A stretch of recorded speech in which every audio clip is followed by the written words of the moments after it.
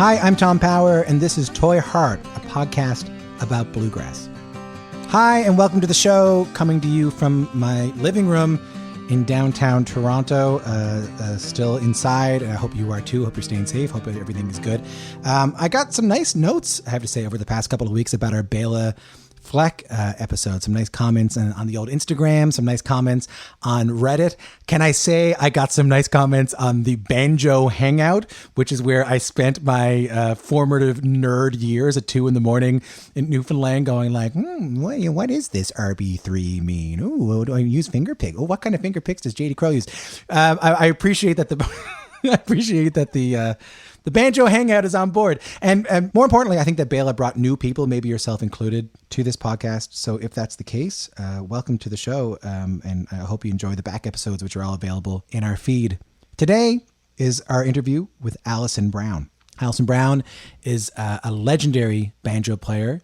I remember when I first started playing the banjo, I sat down with Neil Rosenberg, who was my banjo teacher, who gets so many mentions on this podcast that I should probably give him a cut.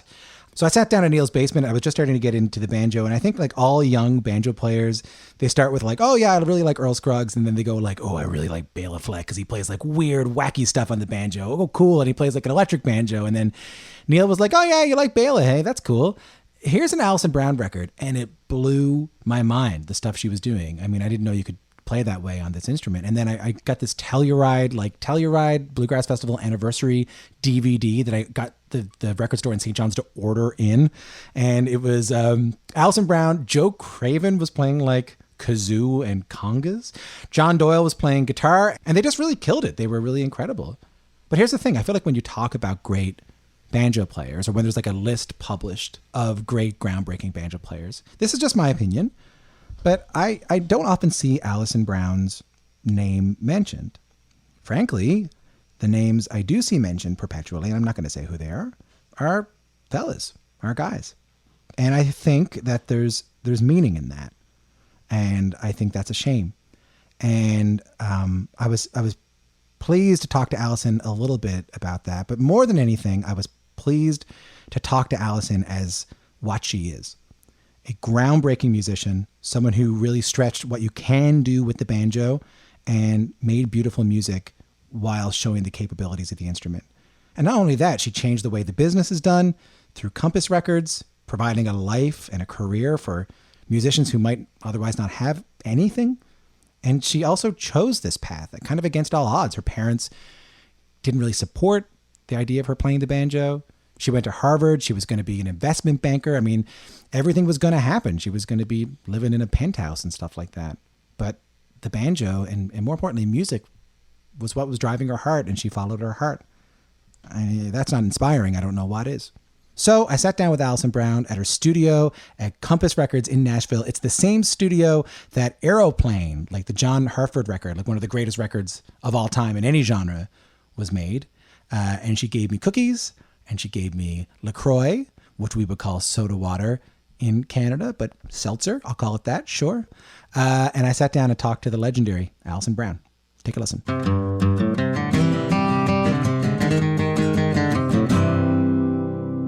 It's nice to hang. I've been a big fan of yours for a long time because I remember I'll be honest with you, I remember going to Neil Rosenberg's house, sitting in his basement and telling him I like Bela. I heard this guy Bela, Bela, and he was like, oh yeah, Bela, you like that guy?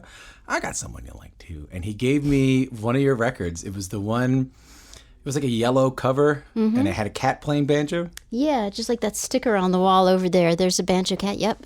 What was that record? I think that record was called Replay, and it was like re-records of different tunes that we'd done with the quartet. Oh yeah, I can't believe you know that melody. Yeah, Red Balloon.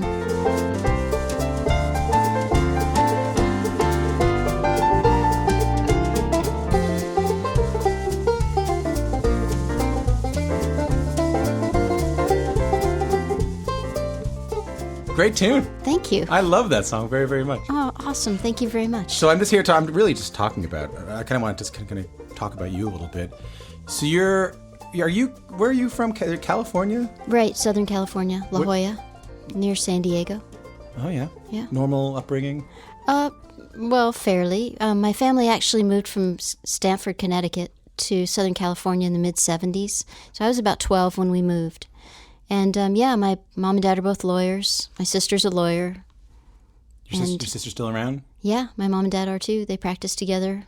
Wow. Any Brown music? and Brown. Musical aptitude, but nothing, avocation. It's avocational rather than a vocation. So that keeps on coming up, an avocation. That's kind of the word, because my parents were always like, banjo's cool as an avocation, as something to talk about at cocktail parties when you're a doctor.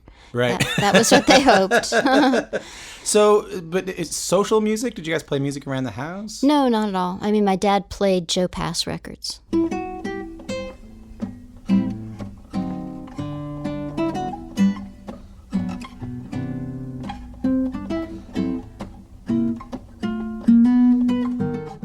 So you're a bit of an aberration? Totally, an aberration, and one could almost say a pariah, but not quite. No relatives, no my grandparent played on the Grand Ole Opry, No, none of that kind of stuff. So what happens? You decide to learn the guitar at one point. Right. My parents were taking folk guitar lessons because they were listening to Joan Baez and Judy Collins and Peter, Paul and Mary. I'm really dating myself. But this was like the great folk scare, 68, 67? It was more like early 70s. Mm-hmm. And so they wanted to play, the Cruel Wars Raging and all those tunes. And so they showed me my first chords. And it happened that their guitar teacher was a banjo player. And he lent me a copy of the Foggy Mountain Banjo record by Earl Scruggs. Mm-hmm. My dad labeled it. He made a cassette tape of it, labeled it Hillbilly Music, and I really loved it.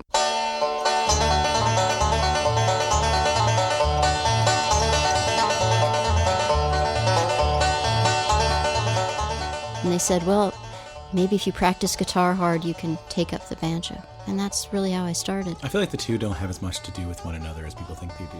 The guitar and the banjo? Yeah. I don't know, for me they did, because the picking thing, even though the strings are different, it's still this idea of using your thumb, index, and middle fingers. And, planting, for me, my pinky, on a guitar or banjo. So they were related. And when I first started messing with the banjo, I got the idea that, if I just imagine that the first string is just a whole step lower, I can kind of find some chords. So you decide to buy a banjo? You decide to get a banjo after hearing Foggy Mountain Banjo? So my parents decided we could rent a banjo. My parents really backed into this whole thing. So we rented a banjo, and it was whatever, it was $5 a month or something like that. And we eventually bought it. It was $100 altogether. What was it? It was a Mayfair banjo. It was it was one of those awful banjos. Do you still have it? No, my parents thought it would be great to give it to the San Diego Bluegrass Society so they could raffle it off, so they did some number of years ago. Oh, I thought it was going to be like a glass case no, or something like that. It really wasn't worthy of that. But it got me started. Right, and then so how long did you play that banjo for? I played that banjo probably for a couple of years. It was really limited, but I was incredibly fortunate because in San Diego, I went to the San Diego Bluegrass Club when we first moved out there, and that was this, collection of San Diegans interested in bluegrass music meeting at a pizza palace. And if you talk to enough people who play bluegrass music growing up in California, the pizza palace thing will be a theme. Yeah, I think I've heard that with the Nickel Creek folks too. Yeah. There's a pizza palaces. And I think that goes back to the Shakey's Pizza Palace and the 4-string banjo. There's some affinity between pizzas and 4-string banjos. What? Yeah, it's just maybe kind of like the mascot of the chain or something, like to have these Dixieland banjo players in those pizza palaces. So somehow that evolved into bluegrass music was welcome too. So these were jams? So they were jams, and there was a stage set up, and so there'd be people up there, taking their turns playing, and then, number 46, your pizza's ready, over the loudspeaker, that kind of thing, and picking in the parking lot. Were you good right away?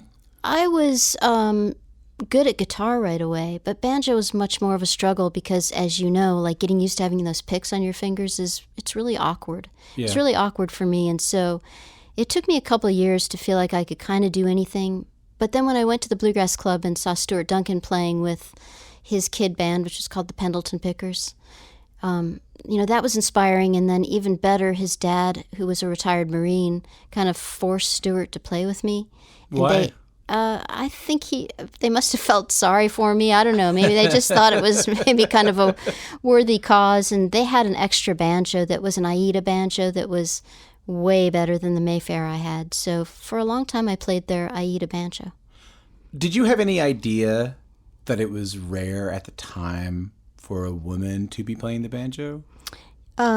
No, I didn't really become aware of that until I started to play enough to be looking around and seeing that there weren't a lot of other women doing it. There was the woman in the Stoneman family, right? Right, Ronnie Stoneman. Ronnie Stoneman. Although I would say that she was probably an entertainer first, Yeah. and maybe a banjo player second. Yeah. But in terms of like serious practitioners of the banjo, there was Lauren Seepy, who played with a band called Lost Highway that was a big, like, really popular regional band.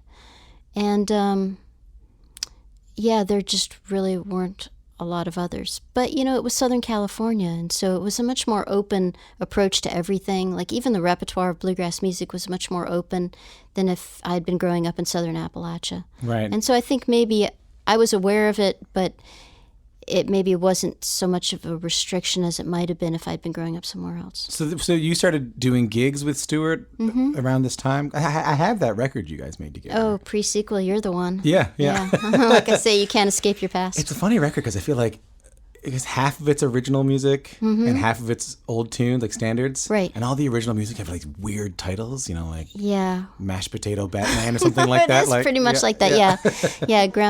Right. Possum gravy on Grandma's beard.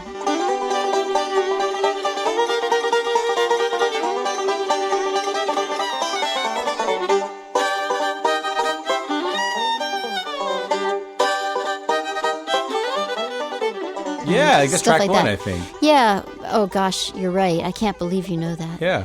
Thank you, I guess. do know that Thank record. you, I guess, I yeah. do know that record. It's a fine Bionic record. Marshmallow. And yeah, I mean, we were like literally like 15, 16 years old sitting around thinking of song titles. And we were really inspired by the Tony Trischka Banjo Land record.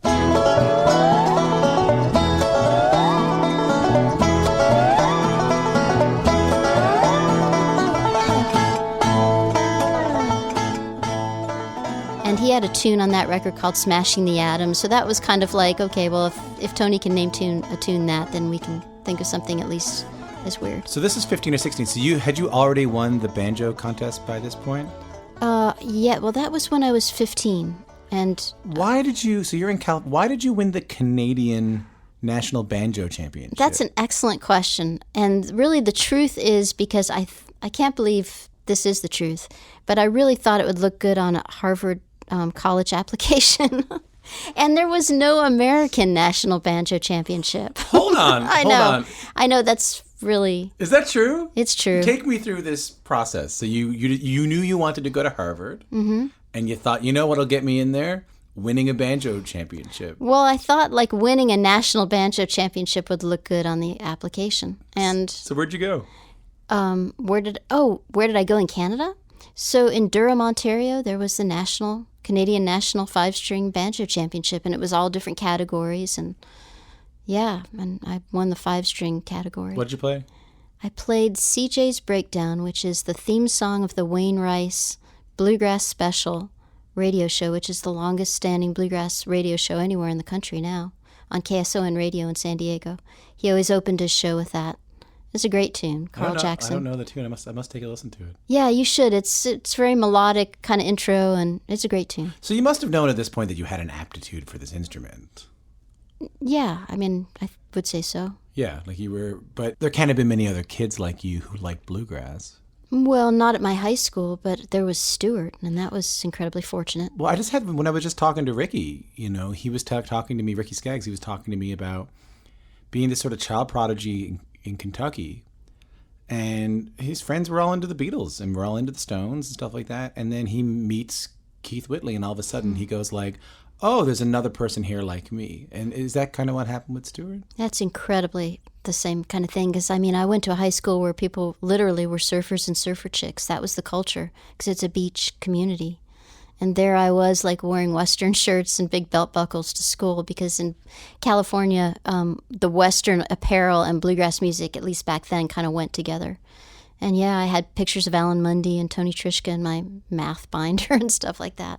So even then it was progressive bluegrass. Like, did you like Earl Scruggs? Yeah, I mean, Earl was the jumping off point for sure. Yeah. But the guys who were pushing the envelope, they really spoke to me too. And when that the first David Grisman quintet record, the Pink record came out, like, that music was just amazing to me.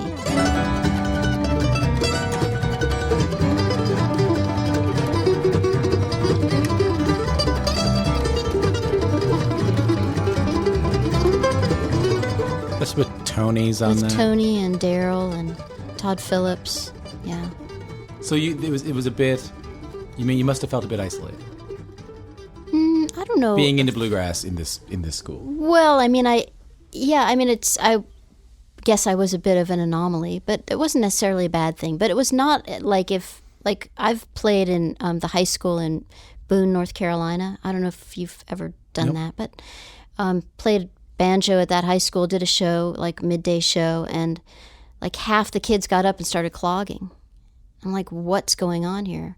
And the teacher said, well, they have clogging, teams at our school. And so for them, that reaction to the banjo was like a completely natural, organic, kind of what they came up with. And clearly no one was clogging at La Jolla High School. It is kind of how I feel down here, to be honest. Like, I remember standing in Michelle Concession's kitchen after Molly Tuttle played the Opry, and talking to Molly and Tristan Scroggins. Mm-hmm. And I had this theory. I talked to him a little bit about the work I had done in school about Thiele and classical music. Mm-hmm. And he was, not only did he not make fun of me, but he understood what I was talking about, mm-hmm. and then added something, There is something about kind of finding your own group, finding your own kind of people.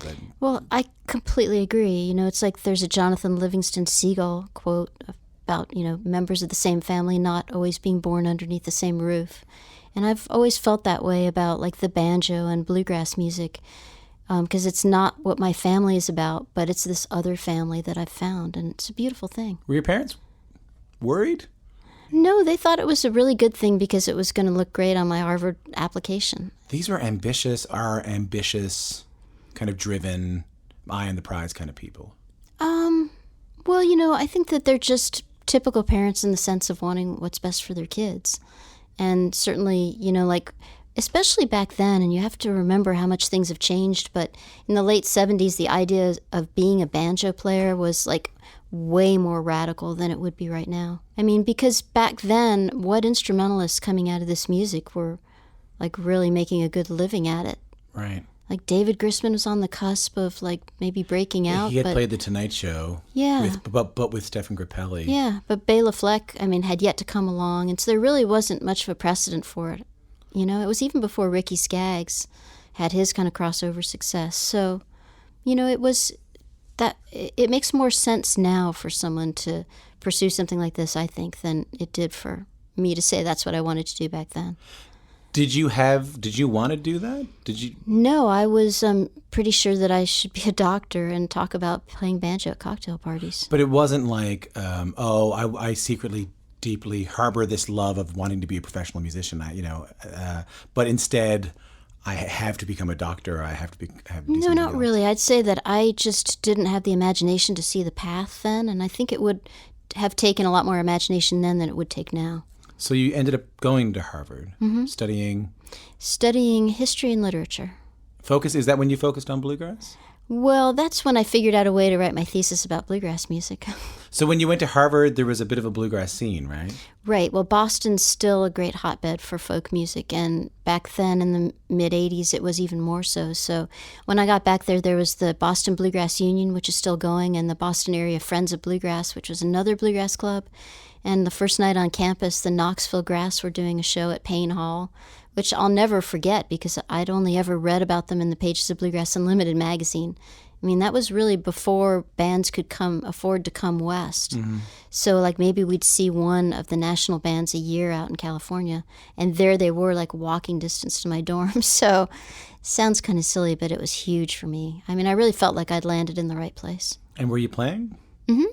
Yeah, it turned out that across the hall from me there was a guy from West Virginia whose name's Will Carter. And I don't know if you've run across Will. He was one of the founders of the Clifftop Festival. But he was a bluegrass guitar player, so we'd sit around and jam, and so it was great. And were you playing straight bluegrass at this point, or were you starting to get a bit progressive? Well, I was always playing nutty stuff with Stuart, so it was some combination of straight bluegrass plus the nutty stuff. And is the Northern Lights? Mm-hmm. What were the Northern Lights? The Northern Lights was a Boston area band. I love that you smiled when I brought them up, by the way. Well, because Taylor Armerding was, I think, really kind of the driving force behind that band, and they were dormant, but I found out about them through Joe Val, because I kept saying, to Joe, like, who could I play with, what kind of band? And he suggested I reach out to Taylor, which I did. And we kind of got the band going again. And it was this great opportunity for me, because Taylor's a great singer, like high tenor voice. Bob Emery was playing bass in the band then, and Bill Henry was playing guitar. And it was a quartet, and it was just super fun. We'd play like, whatever, Steak and Shake kind of pubs and stuff occasionally. And we made a record for Ravona Records in the early 80s. Any good? It's nostalgic, I suppose. Tell her where to go and what to do. Wash away the blood from her face and from her fingers. Hide her in the folds of your gown. Open up a hole in the sky before the fire comes down. But still just something to talk about at a cocktail party, something to do in your spare time? Yeah, I really thought about it that way. Nothing, even at this point, nothing that was said, oh, maybe the music industry is for me? I honestly, Tom, I think I was too afraid, because, like, the idea of thinking about going from Boston to Nashville, first I'd only been to Nashville for about 24 hours when Stuart and I played on the Grand Ole Opry one summer. And hold on, back up. Right. You and Stuart played the Grand Ole Opry? We did. It was, I think, at 5 to midnight. How old were you? 15, and I guess he was 14. How'd you get that gig? Well, so after the Canadian National Banjo Championship, it opened many doors. So as a Canadian, I understand. I'm sure. I get it. Yeah. So the folks at KSON knew some folks at the Opry, and so they reached out and got us a slot. So we actually played a couple of banjo fiddle duets.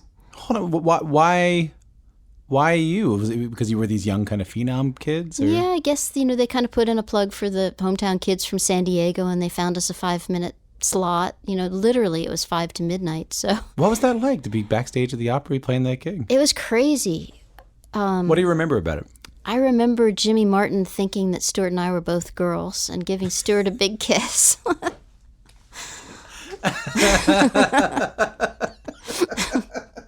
Kind of sounds like Jimmy Martin. It does, doesn't it? It's really believable. It actually really did happen. I'm not doubting you at all about that. But it must have felt like you were at Mecca, like you were in the home of the music that you loved. Kind of, although, bluegrass music, as you know, is kind of the redheaded stepchild of country music. Yeah, especially at the Opry, right? Right, so you can be backstage at the Opry and really feel like you're maybe in the Mecca of country music. Right. But yeah, it was amazing. The stage in my memory is much bigger than it actually is. So you're in Harvard. You're thinking, okay, well maybe I'm still probably not going to be a professional banjo player. So I've not a whole lot of but you're doing history. Was it history and English? You said history and literature. History and literature. So what was the plan? Was there a plan? Yeah. Well, the plan was originally medical school, and then I bailed out about halfway through college of that plan. And then it was like, okay, JD MBA program would be good. So you get a law degree and a business degree in 4 years. So at the end of my senior year, I applied to JD MBA programs and ended up getting into the business school at UCLA. So I thought, and I think waitlisted at the law school. So I thought, well, I'll go out there and do that. And maybe, that would kind of be some kind of conduit into the music industry or the entertainment industry. Okay, so you were thinking about... Yeah, not as a player, but, maybe on the business side of things. Right. What's Harvard like? Harvard's great for the right person. I loved it because it's just super nerdy, and there are all kinds of people there and people interested in, thinking about all different kinds of things. So there was that side of it. Like, the intellectual side was great. Like, this historic campus is just amazing to get to live in. And then there was the music stuff. And I had a radio show with Will Carter on WHRB radio called Living Traditions in Bluegrass. Great title. Yep, every Saturday except during football season. Right. And it was right after Hillbilly at Harvard, which is this really long-running kind of Boston-y country music show. And which is, I think, still going. Lynn Joyner still has that show, so it's been on the air forever. So it was great. There was just there was a place for the music, and then there was the academic side, which was fun. And in the summertime when you weren't at school, were you playing festivals? Were you doing any gigs at all? No, I was mostly going home and doing jobs that would look good on a application for grad school. Were you still in touch with Stuart? Somewhat, yeah. He went to college in Levelland, college out there in Texas for a while, and then I think just started touring after that. Right. it's fascinating, this whole thing, because I came in here maybe with a bias, and I thought that, and I was looking at my notes, which is really interesting for me. Like, I came in with these notes of like strict parents who forbade their artsy daughter from being the true banjo player that she is. But everything I can tell up to this point is that it wasn't really something you were even thinking about.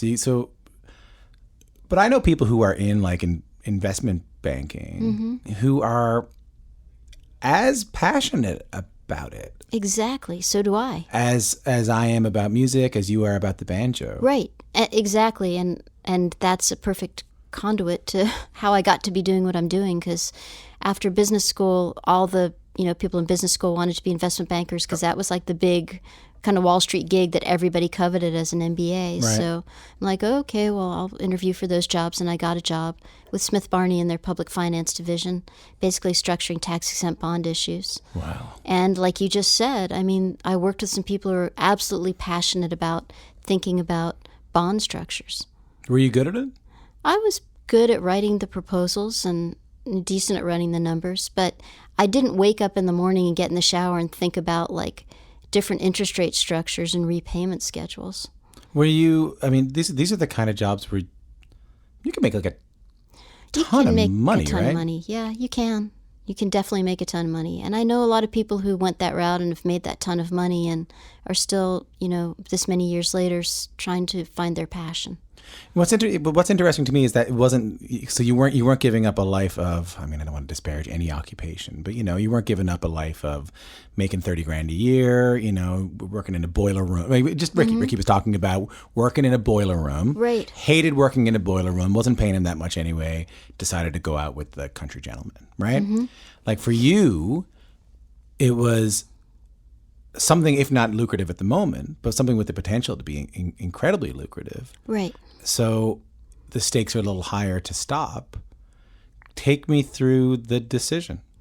Well, I think, I'm a really big believer in big decisions being made in baby steps, and not really bold enough to kind of jump with both feet into the pool.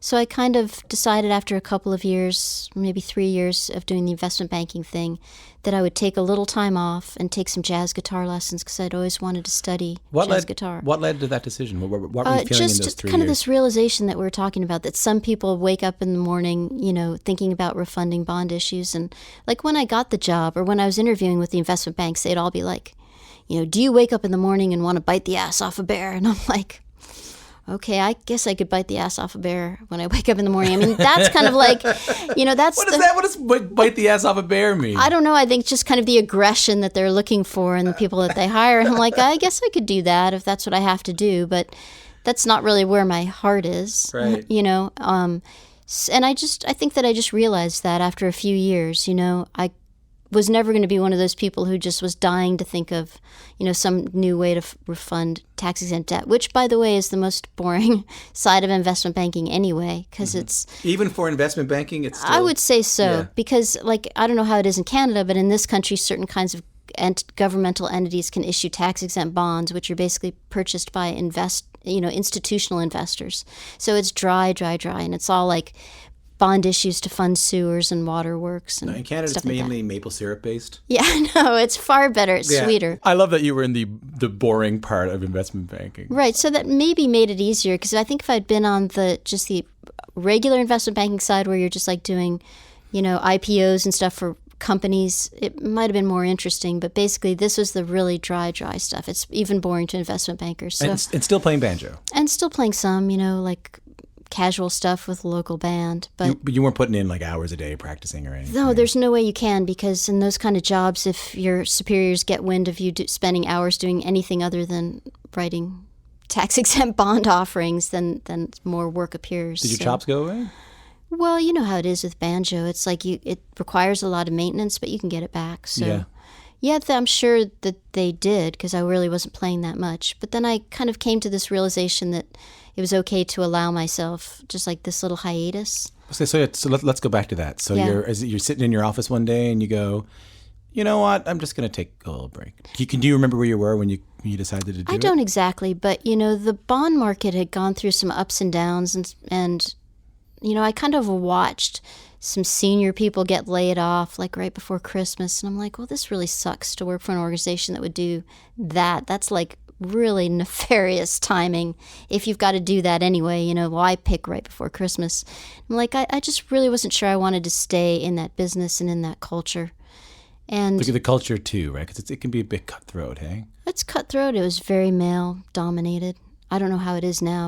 Maybe less so, but I mean, it was definitely like a good old boys kind of industry. Well, yeah, and of course you go to the much more equal gender world footing of bluegrass banjo music. playing, Yeah, right? right. So, Yeah, right. So I don't know. I think it was a couple of things that kind of piled on, and then I was married at the time, and that made a big difference too. I think that if I'd been completely on my own, I would have been probably too risk adverse to trade in my paycheck for a big question mark.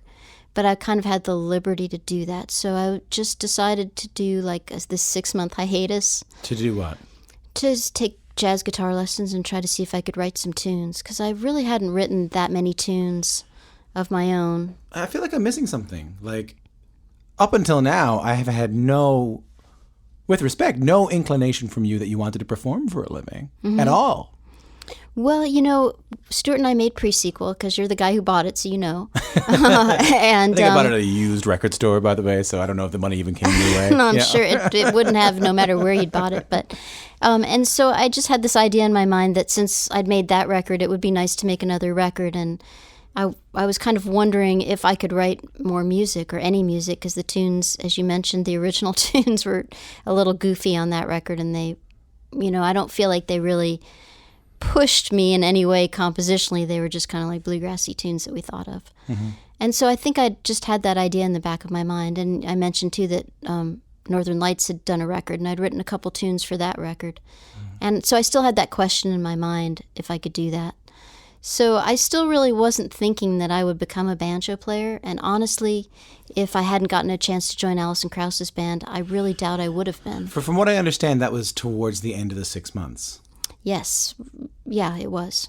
So the 6 months, how does the 6-month hiatus go? Are you thinking, oh God, I'm going to have to go back to this job? Not really. I'm just thinking this is kind of fun playing, you know, taking guitar lessons and trying to write tunes. And I wanted to make a record. And so I was trying to write tunes for a record. And then I wasn't really sure. I mean, I was kind of figuring maybe I'd get a job with Levi's or some other, you know, kind of more interesting kind of company in San Francisco. Mm-hmm. And then it really just happened that someone who I knew at Harvard, Carrie Estrin, who was a concert promoter in Cambridge, she connected me with Alison Krauss. Let's talk about that a little bit. So had Alison heard of you? She had that. She must have had the other copy. Her banjo player in her band, Mike Harmon, had the other copy of Pre-Sequel. Mm-hmm. And so he'd played it for Alison at one point. Check this out, you know. So she knew my name. You guys must have been kids. I mean, she must have been a kid too. She right? was totally a kid. She was probably 13 or 14. No. Maybe 14. She was really a kid. So you were in your 20s at this point, mm-hmm. and she was She was in her teens. Oh, wow. Yeah. So did she reach out to you? So I reached out to her, and I had this idea of putting together an all-female band and doing a record, because I just kept thinking you could make records and you don't really have to tour. Right. You had this idea of putting an all-female band together, mm-hmm. which was pretty revolutionary at its time. I don't know, maybe not so much. I mean, because you think about the Good Old Persons, which wasn't all female, but was kind of female-driven, and that band was going from the 70s in the Bay Area. Whoa, I got a feeling that against your better judgment, you're gonna think about me. Sure. And there are probably other examples that I'm not thinking. Well, there's Hazel and Alice, you know. Alice, and there's the Whites. Yeah. And, but it's low. Yeah, true. It was low then. True. The That's number, true. right. So she was into the idea. So I came to Nashville and we got together and we kind of, you know, brought Andreas on and Lynn Morris and Missy Raines in. We, you know, played some together and we thought this could be kind of interesting. And while that record never happened, when Mike was leaving her band, she's like called me up to see if I could fill in on a few dates, and that's how that happened. So how was that? How was it? Yeah. Awesome.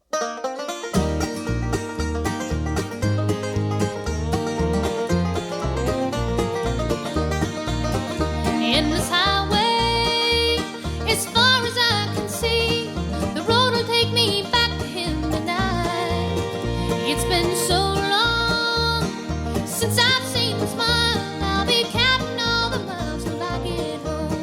How do you remember that time in your life with Alison's band? Well, This was Union, were they called Union Station? Union Station. Right. It was really an interesting transition because I was living on Nob Hill in San Francisco at the time. What's that? It's like a really, I don't know how to describe it. It's one of the really nice hills above the financial district in San Francisco. Sort of swished, sort of... Somewhat. Mm-hmm. Bougie, as my kids would say. Sure, I didn't want to say it. I know that wasn't a word back then, but right. yeah, it would be a little bit like that. And so then I'd like fly to Champaign and stay at Alison's parents' house because she was living with her. She was at home. She was like maybe just finishing high school. I think she would have been 14 or 15. I think is about right. And you're still married at this point? I was at that point. So yeah. what a culture shock that must have been for you. What a change. It was a huge culture shock. I mean, in every possible way, because I'd been traveling like as an investment banker, flying down to Santa Barbara to do a bond refunding. And then I was in a van with Alison Krauss in Union Station driving from Champaign, Illinois to our first gig, which coincidentally was at Harvard, which is weird, isn't it? It was at Sanders Theater, the first show I played with her at Harvard. So how did that feel in the moment? Amazing. Yeah. Like it was some kind of weird 360, although it wasn't a complete circle yet, but I was just kind of really aware of having left that place, going to business school to be an investment banker and then coming back to it as a banjo player in Alison Krauss's band. Did you have to give your company like 6 months and like after 6 months? No, I quit the job. Oh, I thought it was like, okay, I'm taking 6 months off. It was like a personal hiatus. But yeah, I left investment banking. Well, I can't imagine how great it must have felt at the end of these 6 months to know, like, wow, now I got it. I got a gig. Yeah, it was. I don't really recall feeling like I'd necessarily arrived at like a destination, but just like it maybe at an interesting new starting point, which actually is really more what it was in reality. It was As a starting opposed to this point. sort of eureka. Did you have like a eureka moment in the van of going like, well, this is it. This. Did you have the moment where you went, I found my investment banking? Maybe on some level. But, I think there was a sense of it not being the complete answer for me because, the whole thing about playing music, and I love doing music full time, but as you know, it's like you're paid for the 2 hours you're on stage and then the other 22 hours you're like traveling, sitting around, and there's just all this downtime. Mm-hmm. And over time, that just started to feel like too much downtime that could be used for other things. I noticed. I can't wait to get to that. Yeah. I want to get to another thing that I said I put off. Okay. How the hell did your parents take it when you decided to do this? Well, they were less than enthusiastic, as you might imagine. That's very, very generous of them. That was diplomatic. How did they take it? Were they upset? Well, it's been so long, but I've thought about it enough over time. I remember kind of the pregnant pause at the other end of the phone line and my mom saying, well, do you really want to grow up to be a 40-year-old lady playing banjo in a pizza palace? Which actually now sounds kind of good. Yeah. So I don't know. I'll take that now. Yeah, they really weren't that keen on it. That must have been hard for you. It was a little bit hard for me. But, they came around fairly quickly. It took a few years. And in all honesty, I totally do understand it as a parent. I can understand it better. My perspective's different because I'm the one who did that. So when my daughter says she wants to go try to be on Broadway, I'm like, yeah. How old are your kids? 17 and 12. And does the oldest one want to be on Broadway? She does. So I'm like, you got to go try. Oh, isn't that nice? Yeah, because I kind of know how that works out. It's like, you got to pedal the bike. You've got to try for that thing. But, and if that doesn't work out, I really do feel like if you project the right energy into the universe, you will find the right path. Yeah, it feels like that sometimes, doesn't it? I really think that that's true. But, go back a generation. My grandparents, came up during the Great Depression. So it really colors your experience and perspective a lot. So what kind of gigs were you doing with Alison? Festivals? So clubs? Festivals, clubs, yeah, all that stuff that bluegrass bands do. Driving. And yeah, a lot of time in a car, kind of boring. Mm-hmm. 2 women in a bluegrass band. Everything okay with that at festivals? No weirdness from anybody? No, it was a bit of an anomaly, but not that much of an anomaly because there were plenty of bands that had some women in them. What was unusual, I think, is that Alison was the band leader. And when I think back, there weren't that many bands, certainly not nearly as many as there are now, that were female-led. I mean, I have to ask, like, I've spoken to you so far, and I spoke to Alice Gerard the other day, and I've sort of hunted around for, like, did you guys get any pushback? Did you get any bad stuff said to you? Any bad reviews? Any stuff that based around any sexism, any misogyny? Mm-hmm. And it has been a little shocking how little you guys have both said to me. Well, I think it has to do with how you ask the question. Okay. Because we were accepted as doing what we were doing. And of course, Alison's so phenomenal that how can you not, get around that? I mean, she's just a great singer, great player, great at picking songs, and just all around great. So you'd be crazy not to like that. I think that it's not misogyny, but I think where you hit the ceiling in bluegrass music, and it may be still somewhat true today, is in the other opportunities. Like, I'm really cognizant of the fact that it was a female that gave me an opportunity to do what I do. Right. It wasn't a guy. There weren't other male bands trying to hire a female banjo player. Right. And I think that's the difference. I think there are fewer opportunities. There certainly were fewer opportunities then. If she hadn't hired me to do that, I think I said that a while ago, I'm really not sure I'd be sitting here talking to you about playing banjo now. Right. So what was it that made you decide to leave Alison's band? It was kind of a mutual decision. I think she was interested in kind of exploring some other directions with the banjo player. Mm-hmm.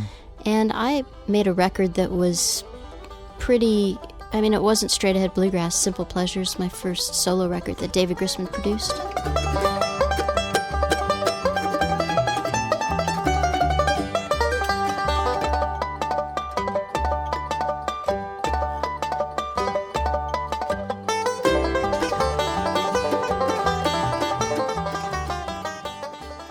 The rose-colored cover. Yes, rose. Wow, you really did your homework. Yeah, I I legitimately am a fan of your music. I legitimately have your records at my house. Well, thank you. Yeah, no problem. So that was like me, kind of a little bit under the spell of certainly David Grisman's Pink record, and like all that kind of experimental acoustic music that came out of the new acoustic music scene. And just wanting to reach beyond kind of the confines of regular bluegrass banjo. Mm-hmm. So that music, there was like one or two tunes on that record that Alison felt were suitable to play in Union Station, but definitely not the rest of it. So I think it was just time. Was it a hard call? It was a tough call, because I'm a huge fan of hers, and I'm a huge fan of the music, and it was incredible opportunity. To get to live that dream. It's like I often think about like the first time I got to drive on Highway 40 East and see the sign that said Pike County, or that's probably the wrong geography, but just to see the signs that referenced, Earl Scruggs banjo tune titles.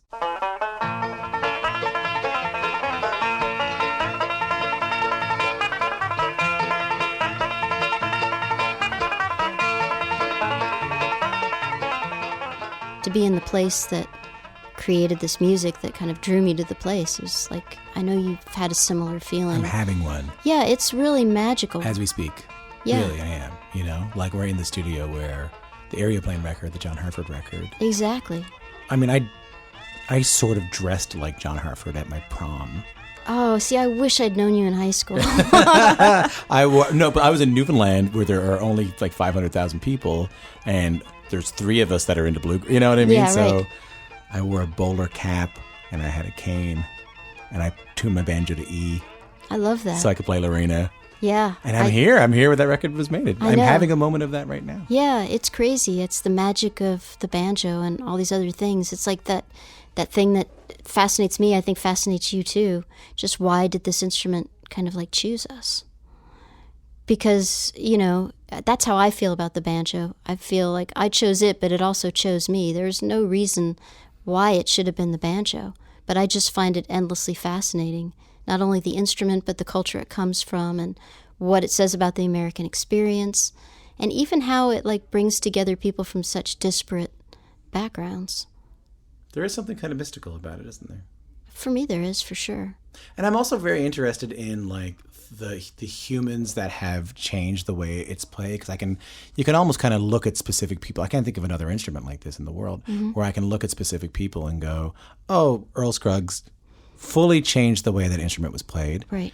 Don Reno fully changed the way that instrument was played. Mm-hmm. Bill Keith fully changed the instrument the way that was played. Yep. You know, Bela, you, Tony Trischka, now Noam Pikelny. You know, like I can't think of another instrument where I can say, maybe the mandolin, maybe, Right. where I can say, this is a moment. This is a moment where this instrument has changed. You know. Yeah, that's a really interesting way to look at it. Yeah, it's fun. And were you interested in all those different styles of banjo? Like, were you learn? I'm going to have a moment. If you're listening to this podcast right now, I'm going to nerd out for a second. I promised myself I wouldn't nerd out too much. It's time to nerd out on banjo. Were you interested in single string at the time? Were you interested in Keith's style? Because I feel like there was only you and Bela that were combining the two. Yes. So obviously the three-finger thing came first, but Tony Trischka was a huge influence right away. And melodic style too. So Bill Keith, Right. Alan Mundy, John Hickman. Thank you for saying John. John Hickman's my favorite banjo player. Is he? And no one talks about John Hickman. Oh, do you want to talk about John Hickman? No. I'll talk about John Hickman. I don't know a whole lot about John Hickman, but I have this John Hickman record. Don't mean maybe. Yeah. Yeah, see, I know John because when I was about 14, Stuart Duncan and I had a gig I guess it was at Spillikin Corners at Magic Mountain. Yeah. And I was not quite strong enough on the banjo to be the banjo player in the band, so I was playing Horrible Dobro, standing next to John Hickman for a whole summer. So I got to know John pretty well. What a great banjo player, though. Great banjo player, great touch. Right. Really kind of different approach with his picks, Right. wearing them really pretty long on his fingers, pretty far out. So do I. Do you see? Yeah. That's actually kind of interesting. I didn't know that. I didn't know that was a. Where do you wear yours? Kind of like an extension of your. Yeah, more like the climbing shoes kind of approach. That's how I think about them. Mine are kind of sticking right out. Yeah, that's what John did. Beautiful touch. That's about all we have in common in terms of our banjo playing, Alison. I'll say that. I don't know. I haven't heard you play in a while. That's So. something I haven't heard myself play in a really long time. We've got the tapes. So after Alison, you continue on playing music, I think, for a while, right? So after Alison, then it was kind of like working on music for a second record, which was Twilight Motel.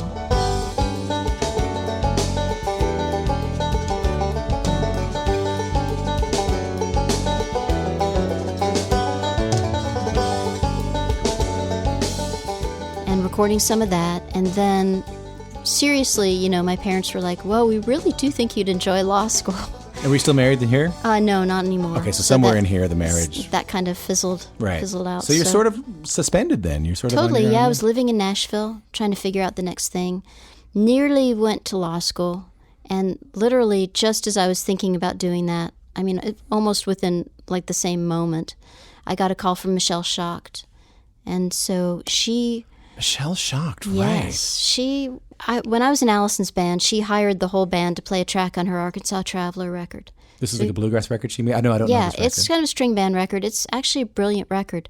What she did was kind of take old tunes like Blackberry Blossom and Cotton Eye Joe and write lyrics to go with these old tunes. Mm-hmm. So we played on Prodigal Daughter, which was her version of Cotton Eye Joe. It's worth checking out. Yeah, I'm sure it's on Spotify. Cool. Because she's a genius songwriter and she's a genius entertainer. And here again, like another female creating an opportunity for me. Right.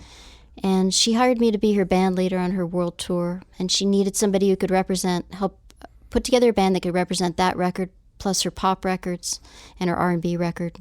And her kind of folky records. So that's what I did. How long did you do that for? A full year. Touring worldwide?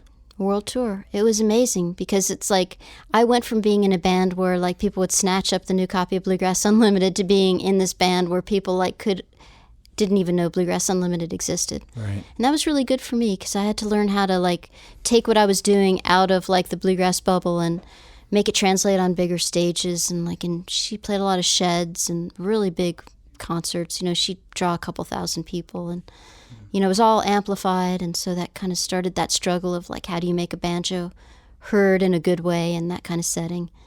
It's hard, because I in some ways I'm a little resentful of the fact that I didn't really have many people to jam with when I was learning. Mm-hmm.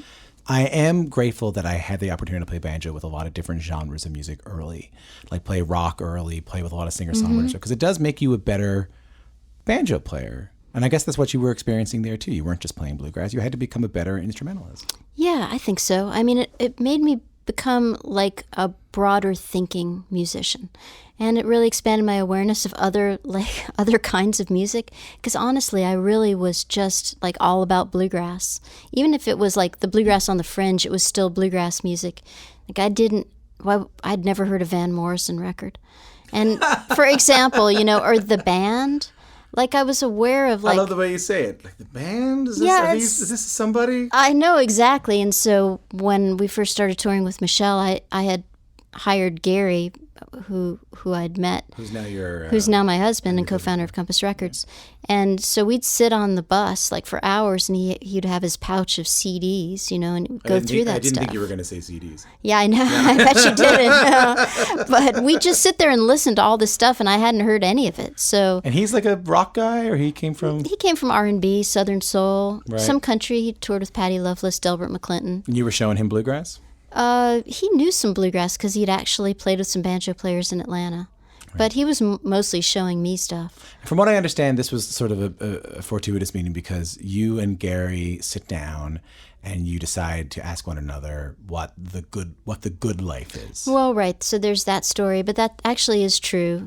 Being in the cafe in Stockholm, Sweden. I believe it. Tell me the story. Yeah, so the story is, and it kind of riffs off what I was saying about being a musician. Is like the 2 hours on stage, 22 hours of like lots of sitting around. And there's a lot of time to do other things in that day. And so we kind of agreed about that, and we're thinking about how you could combine playing music with maybe helping other artists get their music out there, and how you could basically fashion a life in music. And it kind of gets back to, I think, something that I think is really is pertinent today for artists, which is, being a musician, making a living in this music. You have to think of it as a cottage industry, and it's kind of like, your life is in the center, and it's really the spokes of the wheel that help you kind of get the revenue to afford your lifestyle, right? And so that's really the way we were thinking about it. We got the cocktail napkin out and drew the good life, and it had these little bubbles of like record label, touring, have a studio, which I can't believe we actually have, family and some other things. And that's really kind of where the idea to start Compass was born. And did you stop playing with Michelle after that? Is that the... We spent a year with her, and it was a really tumultuous year in her career. It started off with this big world tour in Europe, and it kind of ended with 4 people in a van in Australia. Right. And it was edifying in many, many ways, and it was definitely a year was the right amount. I feel like you did an Indigo Girls run, too. I've toured with them kind of on and off and played on a bunch of their records. And I'm gone. Mama left a warning from the old front porch, but I'm gone. They say you burn me like a Sherman with your big bad torch. Right, but this is not around the same time. This is after Compass. No, I probably met them around that time, but right. Kind of more recently done stuff with them. We were talking a little bit earlier about opportunity. The fact that you were given opportunities again, mainly by women, exclusively by women. Was starting Compass also about correcting something in the industry that perhaps you weren't seeing enough of? Well, that was our idea, and we really went into it with knowing so little, which maybe was a blessing in some ways. But yeah, we really felt like there was room in the roots music arena for there to be a label that was kind of artist run. And I think that grew out of frustrations we'd had dealing with executives at the label I was signed to and other labels that just didn't seem to really get what it was to be a musician out there on the road. And, but what didn't they get? Like, what were some of their... really kind of how the music comes together, or like what the opportunities and challenges are when you're actually out on the road, getting from A to B, and how to be smarter about those kinds of things. Yeah. And then we also felt, since we were out there on the road, we were in a great position to hear great artists and help get their music out there in a broader way. Yeah, I feel that way about arts journalism too, which is a weird world that, I'm sure similarly that you probably have moments where you can't believe you're working for a record label, which was probably once the enemy, or at least something you were a little bit cautious about. It was never really the enemy, because I was signed to a label back when you had to have a label. Back when there was still a filter. There was no way to get your music to the market. marketplace without a label when I was signed to a label. So I wouldn't say the enemy, but that doesn't mean you can't have frustrations with your partners. Yeah, I think, but at least we can say you probably didn't think you'd end up owning a label at any, like this. It was another side of the industry that maybe you weren't a part of when you were starting out. It wasn't something I'd been thinking about since I was in college or before. And I think that was, with me, I found myself, playing music for a really long time and being really interested in just kind of the stuff we're doing right now. Like, I was really interested in the history of bluegrass music, but also in banjo music and roots music, but also sort of I was really attracted to how normal it all was and how human it all was. And I think when I found myself in arts journalism, I realized I was speaking to so many people who kind of over glamorized how glamorous the actual creative process is, in like wow, it must be incredible. I mean, like where does this breadth of an idea come from? And so you feel like you're an asshole if you give the answer, well, it was 4 hours into the session and we didn't have anything, I was just trying, how unglamorous it can really be, Right. No, it is interesting how the perception of people who aren't in this is like, so much rosier, or maybe so much more romanticized than how it actually can be in reality. But you never had any feelings of selling out? Like, I know, I've definitely had moments where my friends are all, touring full time, and I'm touring a little bit, and I'm also, have a day job in, in music and something I love my radio show more than I can ever say. But there are moments where I'm a little jealous of my friends who were just on the road all the time. Did you ever have any of that when you started this label?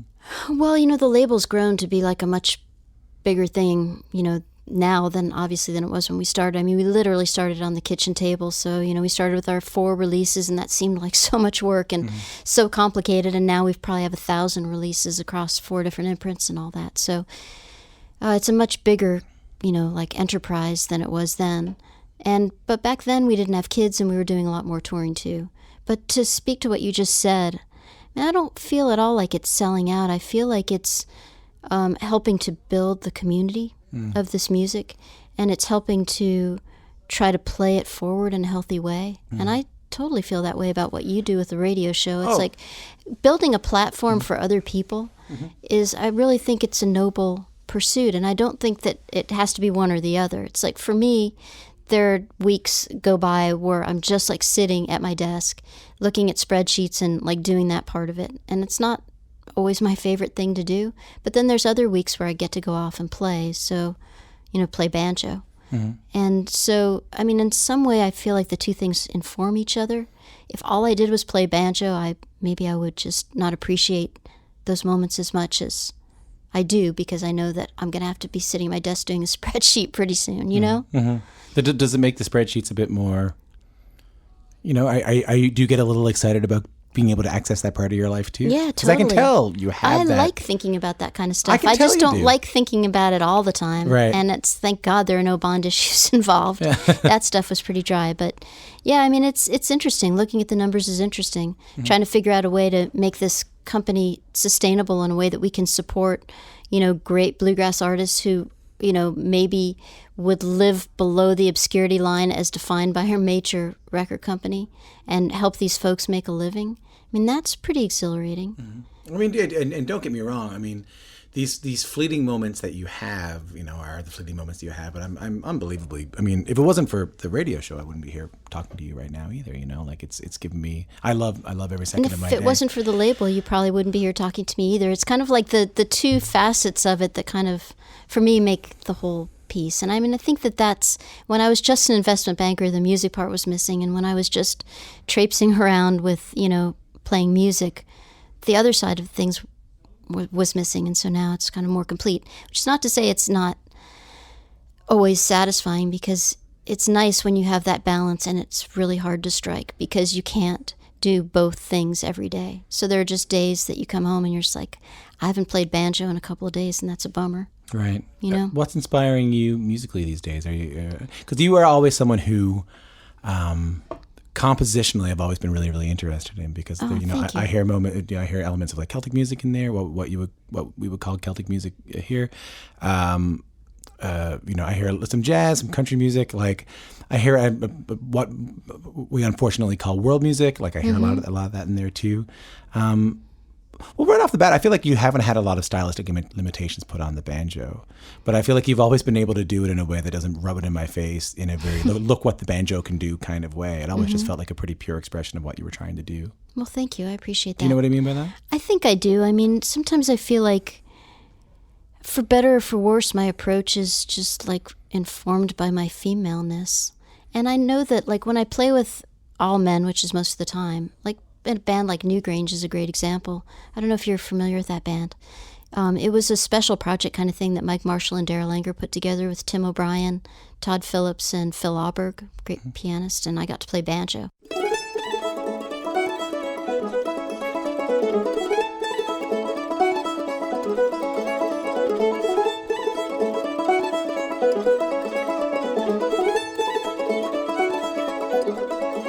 So these are guys that are just like, I can't see the limits in what they're able to do in terms of improvisation and music. And 3 of the members of that band could read music really well, so like they could exchange musical ideas really, really fast. But, you know, when they look at how to put an arrangement together, it's like, or, you know, even just in a performance setting, they're like guys, it seems to me, are always driven to assert themselves in the music and like claim their sonic real estate in a tune. And I feel like with my thing, I'm always just trying to look at it as a tapestry, that each individual member is contributing to the tapestry, but it's not really about anyone besting the other guy or gal. In Canada, we say, you might say it down here because of the Preds, but we say passing the puck. Passing the puck. Yeah. I get it. That's kind of how you get a goal, right? Yeah. Well, that's how I think about it. So I don't know. And sometimes I feel like as a result of that, maybe my playing hasn't been, maybe it's more subdued, or maybe it's more, I don't know, less flashy or whatever, but it's kind of the way I'm drawn to present it. Right. And I think I tend to write tunes where the banjo is one of the voices, but it's not necessarily the attention-grabbing voice. And when I go to record, it's never about, okay, so like you guys just back me up and I'm going to play a bunch of stuff. Right. And I don't know, I've often wondered if that's like how much that's a part of like just being female. On that, I mean, do you find now that you're playing a little bit with the First Ladies of Bluegrass, which, if you're listening to this, is a band made up of the first women to have won their respective IBMA award. Right, on their instrument. On their respective instruments.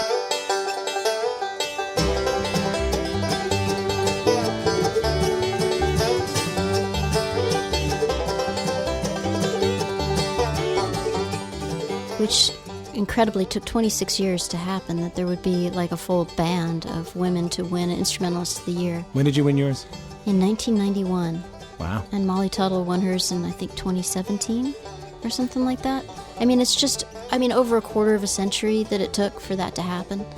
But yes, that kind of is, it's an interesting question, because when we sit around to work on a tune, and I see this a lot with women, and I think it's a beautiful thing, because I think women are kind of natural consensus builders. Either that or we're just socialized to be that way. And I think that's something that the world needs more of right now. But it's always like, if the song's too long, everyone's always like, cut my solo. No, cut mine. And I don't see guys do the same kind of thing. Right. It's just interesting to me.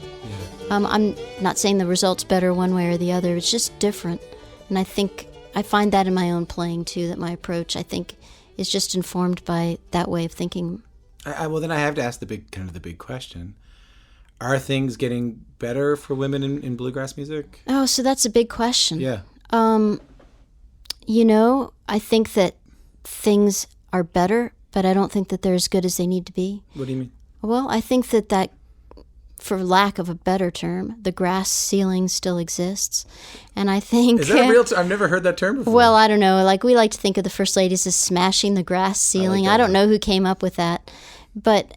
And it's true on some level, but then you think about the fact that everybody in the First Ladies is a band leader, and I'm like, well, why are we all band leaders? And for some of us, for some of the women, it kind of makes sense for them to be front people, and others not so much. But I think that it's still difficult for women to find opportunities to play in male-dominated bands. And so I think as a result, women are just like, heck with that, I'm just going to build my own. Right. But now you can kind of do that. You couldn't have done that back in the 1940s when you had to have like either your brother or your husband in the band, or you would be, or it wasn't appropriate for you to be out on the road. So that's all changed.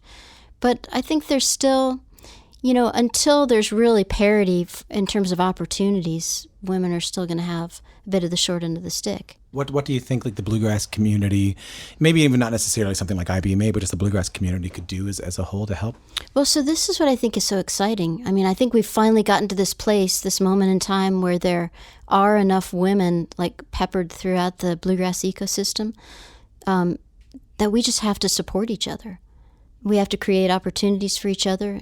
Back when I was growing up, there just weren't enough women to do that.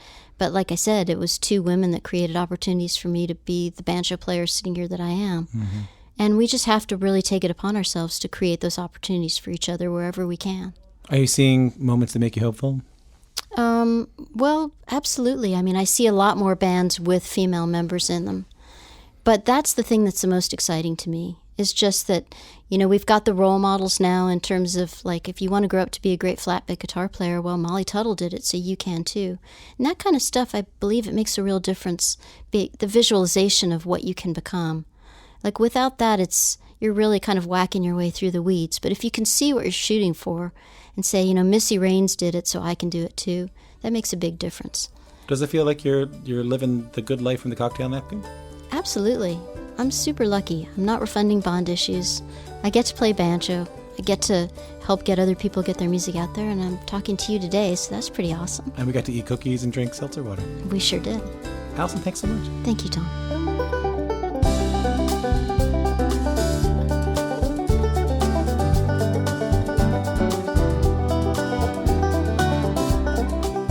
All right, there you have it. My conversation with Alison Brown at her studio in Nashville, John Harford's studio, where he recorded Aeroplane. An incredibly formative album to me, and I know a lot of people who are really into this music. It was a very magical moment to be there, and also kind of magical to talk to Alison, especially when she talked about following her passion, whether that be banjo or business, like giving it your full heart, but giving it your full heart pragmatically meant a lot to me. And about finding your people. I have to admit that making this podcast has been, really rewarding for me, and that I've started to meet people in a country very far away that have meant an awful lot to me. And I feel like I'm starting to meet people who get me and I get them sort of for the first time. So it's nice to hear Alison sort of confirm that your people are out there. In a couple of weeks, you're going to hear my conversation with Jesse McReynolds from Jim and Jesse and the Virginia Boys. The early days of bluegrass music. Who are we talking? We're talking Flatt and Scruggs. We're talking Bill Monroe. Bill Monroe would hate that I ordered them that way.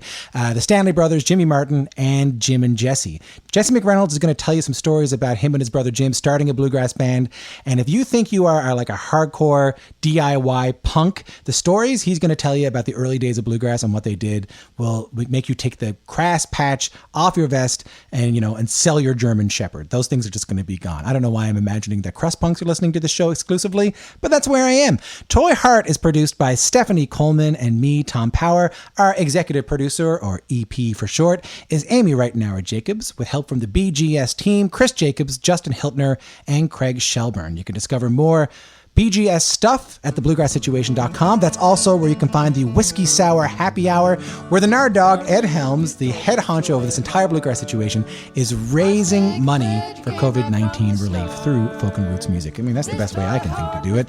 Check that out at thebluegrasssituation.com. This show is mixed by Mike Laval and Stephanie Coleman. Transcription by Rob McLaren. The theme music, Toy Heart by Bill Monroe, is performed by Kristen Andreasen and Chris Critter Eldridge. You can like and subscribe and find us on the old Instagram at Toy Heart Podcast. We check that way too much, so drop us a line there. We'll see you soon for Jesse McReynolds later on.